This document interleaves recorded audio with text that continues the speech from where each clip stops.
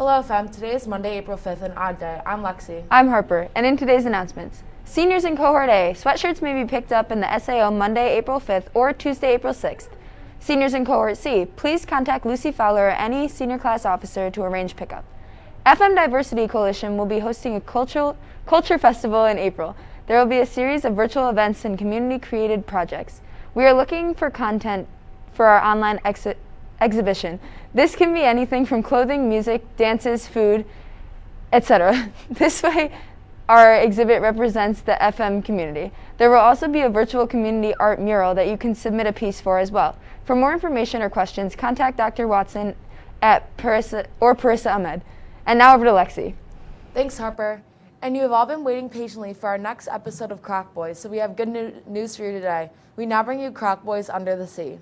Hello, FM. Welcome back to another episode of Croc Boys. Today we're going to take you down to the deep sea. I'm Alligator V. And I'm Jackalope Jack. And the first deep sea creature we're going to see down here is the anglerfish.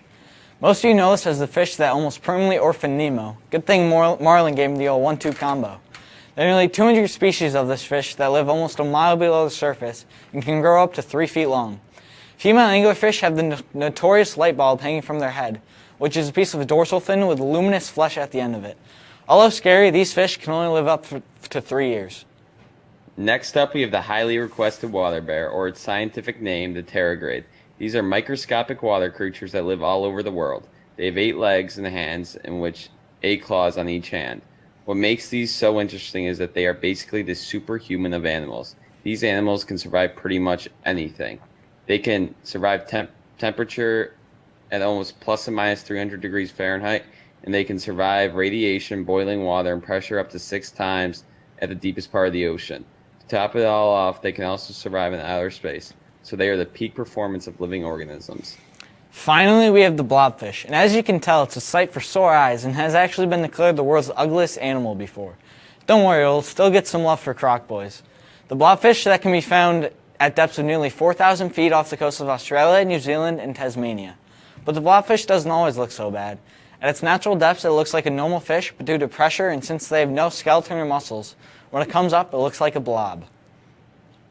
Well, FM, that's all we've got for you today. Make sure to tune into next week's episode of Croc Boys. I'm Alligator V. And I'm Jackalope Jack. Thanks, guys. We now bring the first installment of Brojo Club's special project. To look at all the hard work that educators have been doing because of the pandemic and hybrid learning, here's Brojo Club's president, John Lutz, with more. Over the course of this past year, the COVID-19 pandemic has placed a major strain on all of our lives. Teachers are no exception. Teachers and high school staff have been tasked with adapting nearly every aspect of their work to fit within the strict guidelines put into place to slow the spread of COVID-19. Library media specialist Ms. Petrulas talked to FMTV about how the library staff have been helping teachers get through this tough time. One thing that a school library does is it really supports the delivery of curriculum. So we kind of put our efforts into that in helping students feel connected during the spring.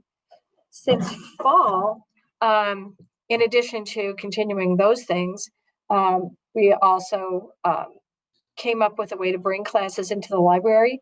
All of our tables have a QR code that when a student scans it, takes them to a Google form so they can fill that out, record the table that they're sitting at for contact tracing.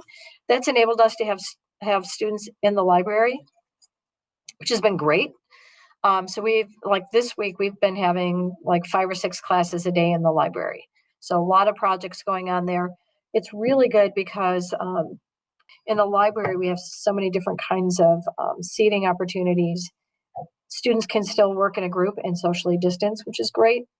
They can, include someone who's working from home in their group while they're physically present in the library. So it's really been wonderful. Over the next few weeks on FMTV, we will be focusing on certain teachers here at the high school and how they have creatively adapted to the rapidly changing pandemic. For FMTV, I'm John Lutz. Thanks, John. Well, that's all we have for today. I'm Lexi. And I'm Harper. Have a great day, FM.